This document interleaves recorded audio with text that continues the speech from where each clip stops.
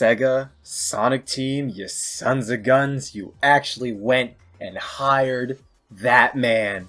All those years of seeing that open world Sonic fan game in Unreal Engine, using Sonic's Brawl model, the numerous comments telling Sega to hire that man, they finally did it. That man has gone on and made Sonic Frontiers all on his own. God bless that man. Joking aside, you guys know I gotta talk about this. The Game Awards happened a couple days ago, and amidst plenty of announcements, one of the major highlights for a lot of people were the Sonic related ones. Between the trailer for the Sonic the Hedgehog 2 movie and the announcement trailer, a slightly more in-depth teaser of the new Sonic game coming out next year, now dubbed Sonic Frontiers. The Sonic 2 movie is something we're all really looking forward to, and I'll be sure to give that its own discussion very soon after this one, but I want to delve into this Sonic Frontiers teaser more, as if you saw my live stream of the event, my brain was being racked around a lot over that teaser, in more good ways than otherwise. So a while back, last May, Sega had this whole live stream presentation of Sonic announcements similar to a Nintendo Direct, called a Sonic Central. Towards the end of it, we got a teaser for this game, but it was only a 15-second CGI trailer, not really showing anything major or specific regarding the game itself, just Sonic running in a forest and then boosting in this half figure 8-like pattern.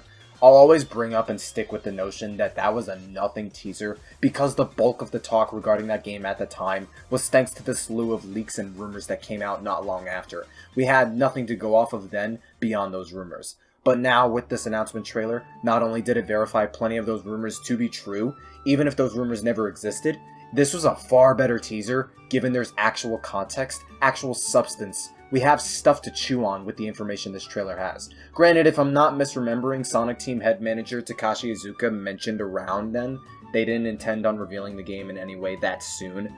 I wish I knew more context surrounding the struggles and reasons for that teaser then, but regardless, this, in my opinion, was a much more adequate trailer. The first thing I'm sure most people can agree on, holy crap, this game looks utterly gorgeous. The in-game graphics, the lighting, the textures, general design, the art style, it all looks so pretty. The art style in particular, it reminds me of Sonic Unleashed. You definitely get the sense of, even with some of the ancient yet unique architecture, some of the towers and structures here and there, there's a palpable sense of realism, bigger than most Sonic games this past decade. The CGI as well in particular looks fantastic, kind of par for the course at this point with Sonic teasers, trailers, and anything related to CGI and Sonic, but man, Sonic's expressions and animations in that CGI was very nice and beautiful. But between both that, assuming the game has any CGI cinematics, and the in-game graphics, this game, I think, rivals Unleashed in graphical fidelity and presentation so far.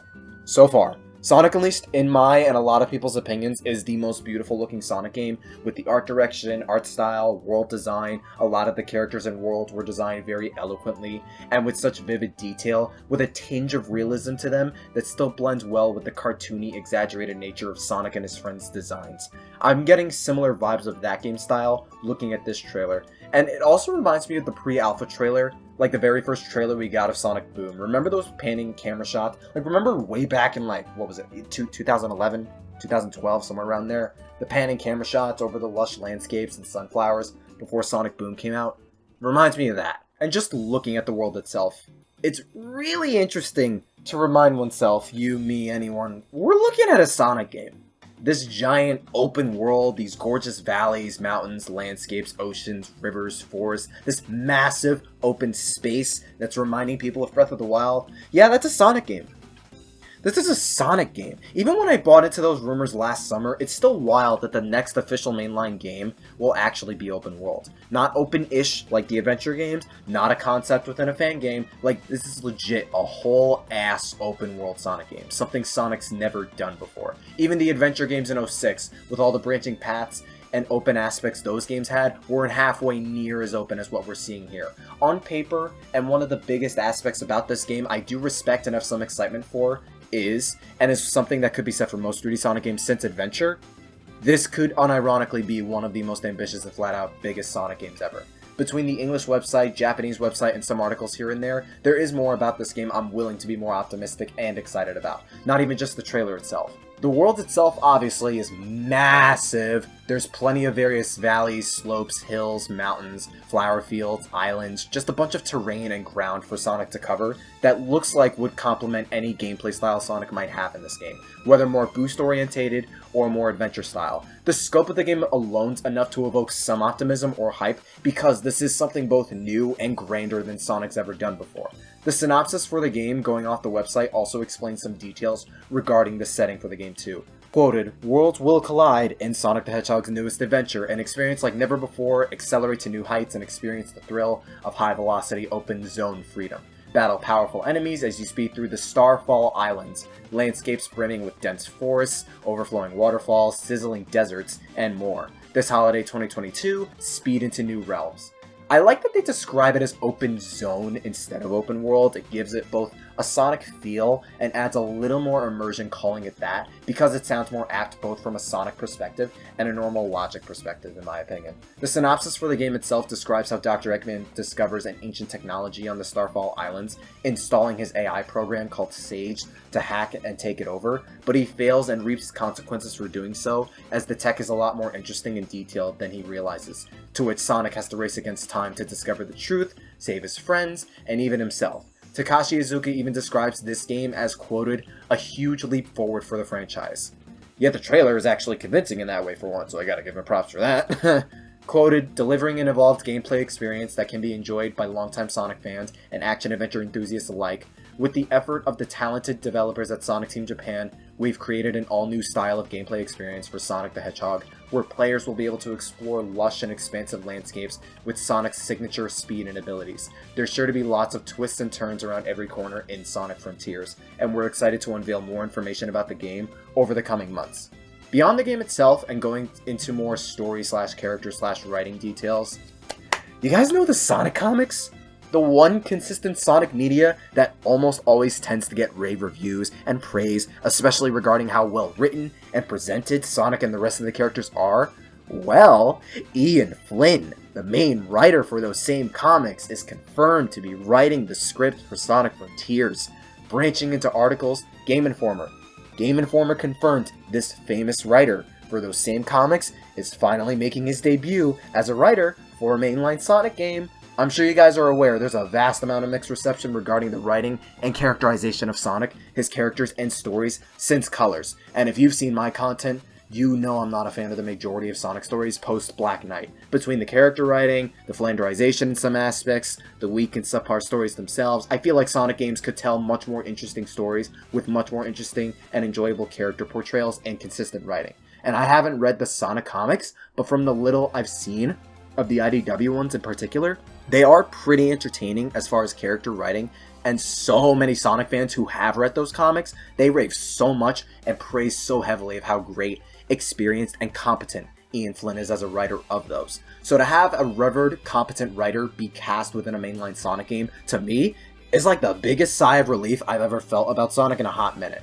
That low-key might be the biggest aspect I'm excited about the most coming out of the teaser. I care the most about the gameplay in most games I play, Sonic included, but with Sonic I care practically equally as much about the writing and story, because that's one of the reasons Sonic's so popular and beloved. People fell in love with characters like Sonic, Tails, Knuckles, Eggman, Shadow, and others for how they're written in Sonic 3, in Sonic Adventure 2, Unleashed, Black Knight, the Boom cartoon, etc. And more people, including me, are not a fan of Colors' mediocre comedy, Lost World's terrible story, Forces' rushed and subpar story, Tails' flanderization in particular, etc. So the idea that I can finally say sayonara to the Baldy McNosehair era of Sonic writing, the fact we might be getting a competent story in a Sonic game after 12 years, that's exciting to me. Even if I've seen little of his work, based on so many others' reactions to his craft, I have so much more faith in Ian Flynn bringing these characters to life and making them and or the game's story more entertaining and enjoyable than the Sonic games we've got this past decade. On a narrative front, I have plenty of reason to be hyped for this game. The message for what kind of game this is, based on the trailer, and the scope is clear. The design of the world seems vast, layered, and solid. No classic Sonic, no mixed or weird messages so far since the first teaser, and from this new trailer, there weren't that many red flags or reasons for me to be skeptical or worried now that we have a better look at the game. That said, there are still a couple questions and things I'm wondering regarding this game that still leave me at least a little bit skeptical. The cautious part of the cautiously optimistic meaning. In a vacuum, the main takeaway from my caution is this surface level question. Can we rely on current Sonic team to deliver on this game's ambition and expectations? Plenty of my concerns is stuff I've mentioned in some of my Sonic videos last May/June, but they can all be boiled down to whether or not Sonic Team now can deliver. Again, plenty of game designers and programmers and whatnot come and go throughout many Sonic games. As a result, plenty of Sonic games since the late 2000s up to now vary in overall quality and consistency. Sonic Team this past decade in particular is incredibly guilty of all this, so I still have to wonder if they truly have what it takes to deliver that open world Sonic game that's gonna make a ton of people happy.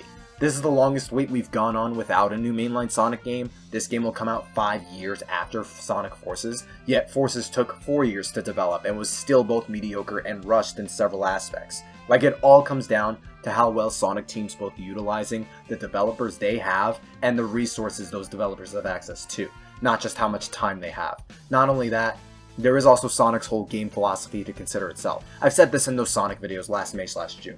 Game development period isn't easy, but Sonic games since Sonic Adventure are particularly tricky because levels have to be designed to be long and vast and big already, linear or not, to accommodate Sonic's speed. It's why games like Sonic Adventure 2, Heroes in 06 have much bigger and longer stages with more branching paths because of not just the numerous abilities Sonic and the others have in those games, but also because of how fast the characters are. Sonic Unleashed, Generations, and even Colors and Forces. They have incredibly long stages and stretches of platforming and boosting because of how remarkably fast the boost is. Sonic Colors and Forces definitely had bigger stages in the games themselves, but they were broken up in multiple acts, in some instances reusing the same levels and designs outright a second time to pad out the game, particularly in Colors' case. And Sonic Forces was a disappointing game for multiple reasons to many people, and the stages themselves were disappointing for multiple reasons, but one of them was how incredibly short they were. We've already grasped the idea that this world is going to be insanely big, but we also have to wonder how far is that scope going to go, and whether or not it's going to be enough to accommodate a solidly lengthy Sonic game. A company like Nintendo, for example, who produces quality Mario or Zelda games each time they make a new one, doesn't have this kind of discussion amongst fans and consumers because of their consistent high quality. With Sonic, he isn't as consistent, so that's why this discussion on whether or not I believe Sonic Team's reliable in this case is even being made. And narrowing it down onto the gameplay itself, my biggest worry for now, beyond whether Sonic Team can deliver, is how is Sonic going to control. We got a glimpse of the world we're going to explore, but we haven't seen how Sonic's going to move around, boost, attack, etc. And that's going to make or break the game for a lot of people. Like, I'm reminded of Super Mario Odyssey in particular when I emphasize this. It's going to be crucial for them to nail Sonic's controls and mechanics in a game like this, because something like Mario Odyssey works so well, because of not just how open-ended and well-designed a lot of the worlds and sub-levels are, but with how beautifully and buttery Mario controls. There's a sense of firm control, speed, rhythm, and quality platforming with how many moves Mario has in that game, the way the physics work, and one of the most attractive aspects about Sonic is how he controls when it works well. Sonic Adventure, Adventure 2, Generations, Mania, Sonic fan games like Utopia and Green Hill Paradise, etc. There's gotta be a balance, otherwise you get games like Sonic 06, where the controls are dog water, yet the level design's great, or Lost World, where the controls are good, but the level design's dog water. It goes hand in hand, the control the player has in the level design, but noticeably more so for an open world game. Like, will there be momentum-based physics for players to run up and down slopes and hills and such, and make insane jumps and traversals that elevate the gameplay experience? Will parkour be a thing to complement Sonic's speed and maintain that thrill of exploring a massive world as Sonic while still having plenty of control? How many abilities will Sonic have and what kinds? It's all up in the air. This kind of game, I would assume, fits more the adventure style of gameplay more than the boost, but I feel like you can make an open world Sonic game work with either style, though I would have to assume there is parkour of some kind in this game.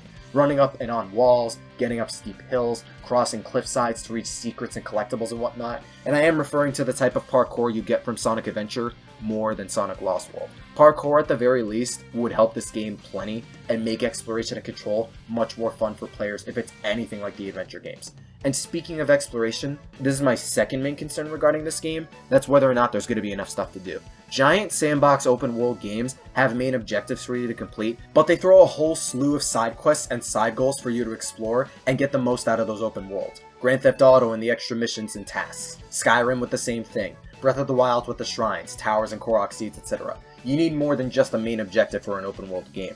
Otherwise, you leave your world barren and empty with little to nothing to do, leaving it and the experience dry or lacking. Going off the rumors regarding Sonic Frontiers, the rumors describe various gameplay elements such as giant robot enemies you defeat to get Chaos Emeralds, one at least of which you climb up like in Shadow of the Colossus. The world's populated with small enemies, likely those flying robots we saw in the CGI portion of the trailer, multiple puzzles and platforming challenges, a skill tree where Sonic can get new abilities, beating those big bosses grants you orbs, which if you get enough you can access portals that take you to cyberspace, which are generation-like levels, and beating them quick gives you Chaos Emeralds.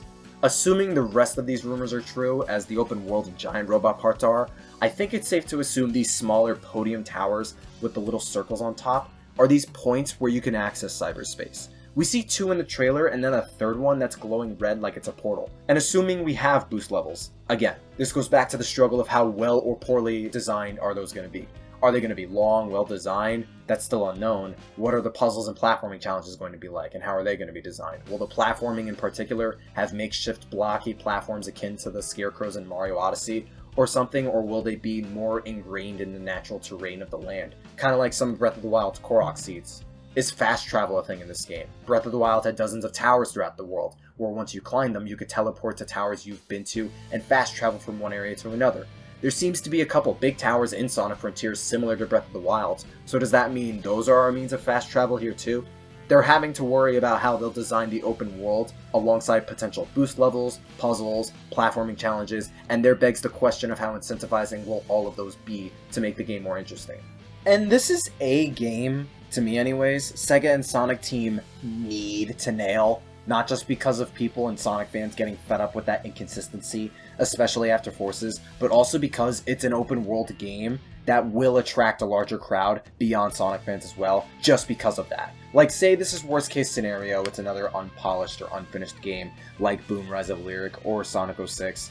Mainstream media and casual players will mock, drop off, and use this new game as another stamping point to say, oh, Sonic was never good. Because of the appeal of open world games right now, and Sonic's rising popularity in mainstream media, between the movie, now the sequel, the comics, etc., like, they need to make sure this game is good. The concept's very ambitious, it could be so cool, it could legitimately be one of the best Sonic games ever, it could redefine the franchise for all we know. Sonic fans and 3D ones in particular are craving for a W since the last one they got was 2011. Like, it feels like the stakes all around are pretty high with this new game. And I want them to succeed, not just because it'll do them a ton of good if this particular one is good and people think it's good, but I feel like it's been a little bit too long since that last really good 3D Sonic game, you know? I just want to go into this game and have a genuinely pleasant time. Some smaller worries, for me, the director of the game, Morio Kishimoto. He's returning within the same role he had with Colors, Lost World, and Forces. You all know I'm not too big on any of those games, Lost World and Forces in particular. But we do have Sachiko Kawamura returning as producer though, a woman who was in charge of the Chow Garden in both Sonic Adventure games. And this is still a whole team effort, it's not just the director, so it's hard to really say whether or not this game will be amazing based on that. Something a lot more nitpicky though, Sonic's model is the same as his Forces one. I hope they update and give slightly longer quills and some more animations, which they probably will. The Forces model looks really stiff and lifeless to me. But really, my main concerns based on all of the confirmed information we have now regarding this game, they revolve around how well is Sonic going to control, and is there going to be enough to do in these worlds. Those two are the primary questions I have regarding this game, and all of that and basically every other issue I have can boil down to whether or not current Sonic Team is capable of correcting any wrongs or overcoming these obstacles to any degree of success. Time will tell, we still have a whole year out until we can even play this game, but between the scope and ambition behind it, how big this world is, how solidly designed it looks, how gorgeous it looks, the new writer behind this game's story and script, and there isn't any weird or mixed signals with this game's marketing since the initial teaser, like with classic Sonic and Forces, or Dr. Eggman quote-unquote teaming up with Sonic in Lost World, etc., I'm pretty cautiously optimistic about Sonic Forces. This game could very well underdeliver as previous games have, but this style is something very ambitious for Sonic. There's a lot of ways they can go about doing it, there's still plenty we don't know about the game, and what we have so far does have grounds to provide at least a little hope and optimism for the blue guy. Any similar optimistic feelings, or are you too numb to the inconsistency of Sonic to be convinced? Let me know down in the comments. Thank you for watching, stay tuned for more Sonic content, I hope you stay safe and toasty as it's getting colder. Stay super, and the one thing you gotta give this game too, we might be getting kaiju battles back. Hell yeah! You all know the good Sonic games. They got the kaiju and demigod bosses, and they make for great times and great experiences. Adventure 2, Unleashed. We'll pretend I'm referring to Project 06 when I say Sonic 06. Perfect Chaos, the Golem, Biolizard, Dark Gaia, Solaris, and Sonic's fighting giant robots the size of skyscrapers. Yo, kaiju monsters and enemies are making a comeback? Let's go! Huh?